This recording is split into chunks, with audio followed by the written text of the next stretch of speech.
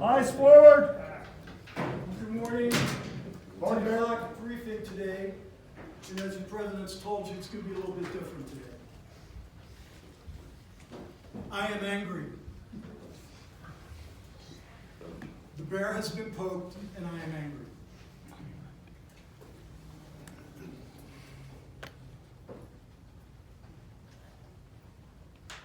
Some of you do know that I've flown the B-2, but we're going to do some pilot talk today. The little boy from Philadelphia had an F-16 picture on his wall. Unfortunately, when I moved here, I threw it away. It was tattered, it was all ripped up, but that picture was there.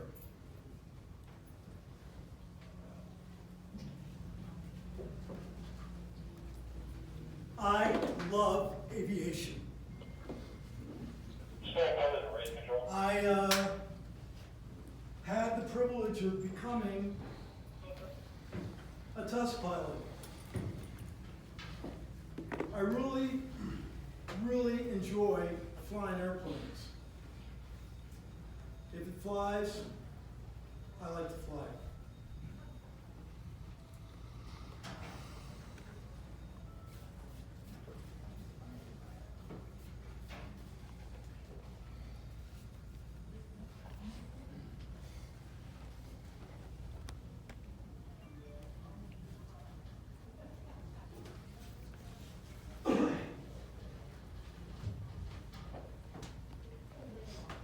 Wanted to put, somebody turn out the lights back there, touch switch. Could somebody in the back of the room just turn them out so you can see it? Thank you. So, I wanted to show you a picture of my first flight that I flew in the B-2, developmental airplane. What every test pilot wants to do is fly a brand new airplane. And I got the Fire and Ice Bird that's now in the Air Force Museum. I was the commander of the B-2 test squadron when we became operationally ready. Turned it over to the operators. It was a long test program. Very expensive aircraft, the most expensive aircraft on the planet at the time. 1.2 million for the regular stock ones, or 1.2 billion for the regular stock ones, 4 billion for the ones we flew because they were instrumented. Ladies and gentlemen, we had a perfect safety record.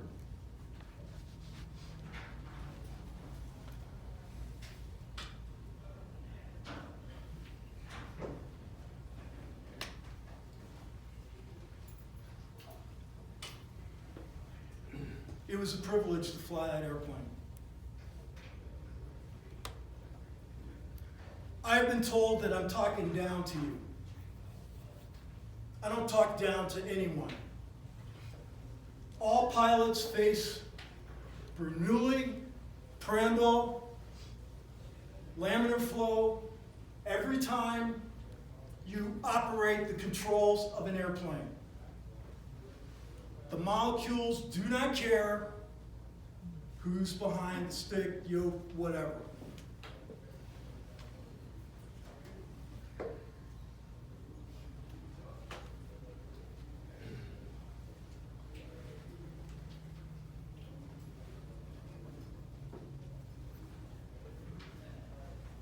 I really enjoyed flying in the 420th Squadron, where we were dual qualified because we chased with the F-16.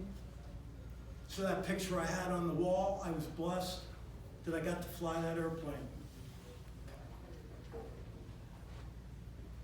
Dreams matter.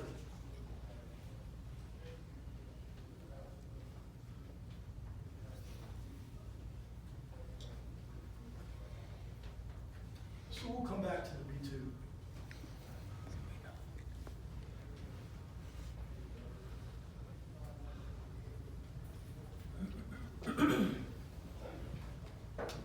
There's a picture when I got my wings.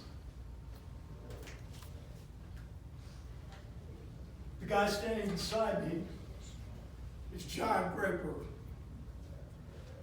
Probably the closest thing I ever had to a brother. Out of pilot training, he got a T-38 and he was an instructor. I went to Carswell and flew B-52Ds, tall tails. 1 year after graduation, his parents called me and said, John is dead. We'd like you to escort the body. John crashed on Edwards Air Force Base in a small airplane, small single engine something.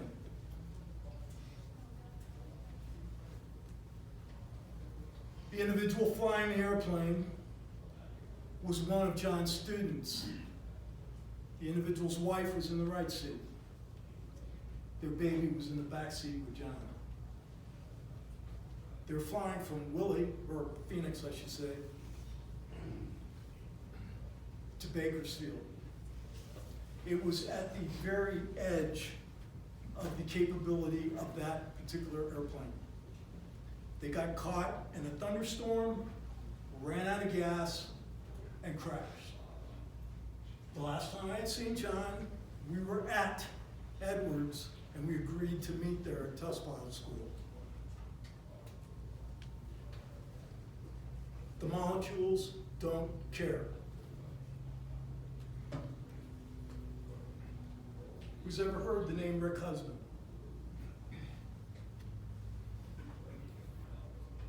Why don't you tell everybody who Rick was and what happened? Wasn't he a shuttle astronaut? He was. And I don't remember beyond that. Does anybody else know what happened? Go ahead. Foam came off the tank, knocked the leading edge out. So, I'm sorry, say again? The foam came off the tank on liftoff.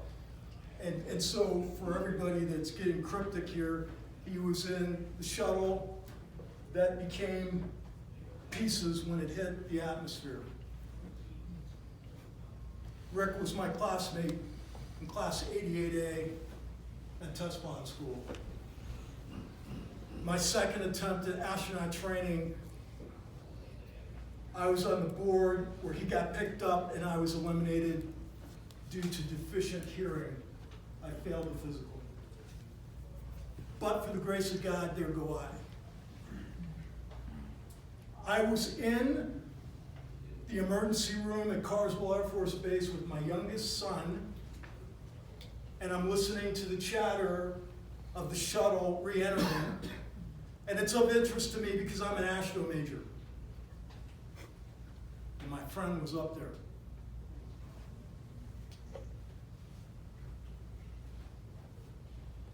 For all you fighter pilots, all you wanna-be fighter pilots, and all you people who love airplanes, Rick was a close friend and had this great baritone voice, and we had our choir, and we sang the Lumberjack song. You know what I'm talking about. So I'm there with my son, and all of a sudden, pieces are on the TV screen in front of me. I had no idea what I was looking at, but actually I did. And not to bore you with too many astro things that are interesting to me, but shapes are made so that the corona doesn't touch the vehicle, so that the heat decrease doesn't melt it, and it can come in and land. Well, the corona got to the vehicle and it disintegrated. The molecules don't care. It does not matter if you are in a Cessna, space shuttle, B-2, any modern fighter, any air carrier, or anything called an airplane that's not an ultralight, because they're not airplanes.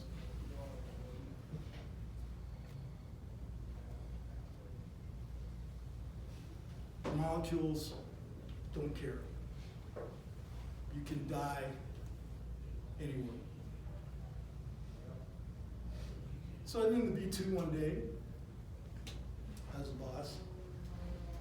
Well, I guess one other thing I just want to share to kind of emphasize this. So in the B2, I had the privilege of many first flights. Some of them I'll mention today as I flew the first GATSCAM, okay, GPS 80, GPS guided weapon. And at the time, no weapons would talk to the B2, so we needed something to be lethal, and I got to drop the first one and to work on it until it worked right. I got to drop the first load of 80 Mark 82s.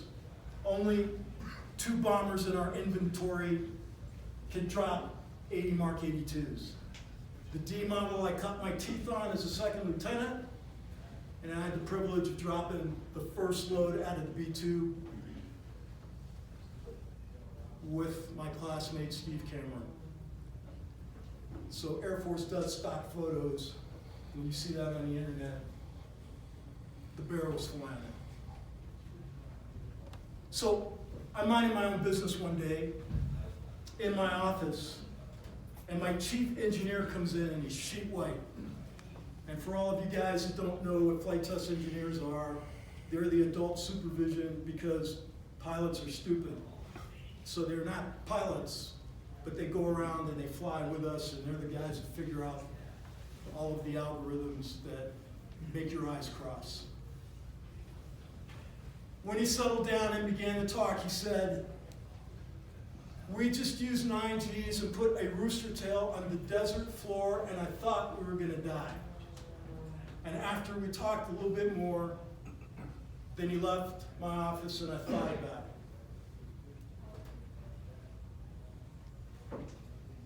The pilot that he was flying with, well, I'll get to that in a second.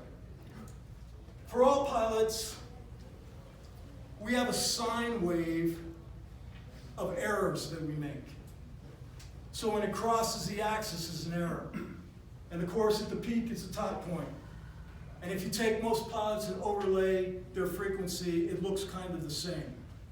The unfortunate part with this pilot was that his frequency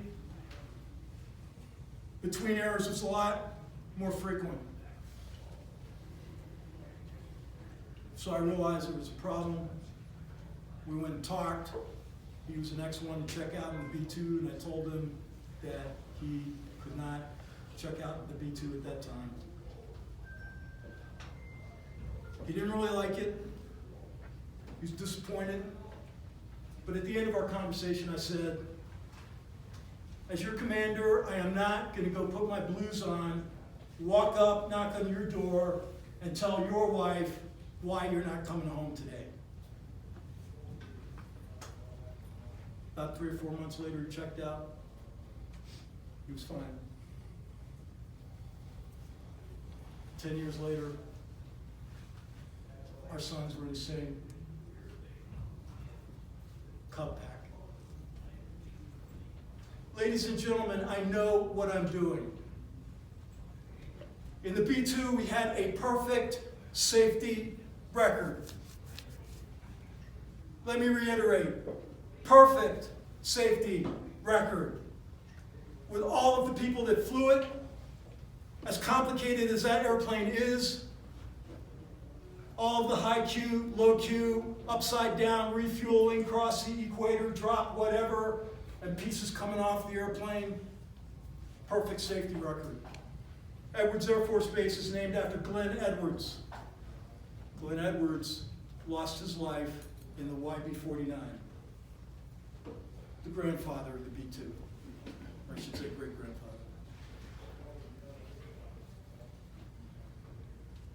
So where does that bring us to today? And why are we doing this pilot stuff? It's because I know what I'm doing. I was told I was talking down to you, and I talked down to no one. But my 10.5 double E foot is in the middle of your over-ego inflated behinds because we've had 3 mid-airs in 3 years. So if we knew what we were doing, somebody answer for me why we've had 3 mid-airs in 3 years. You're dismissed.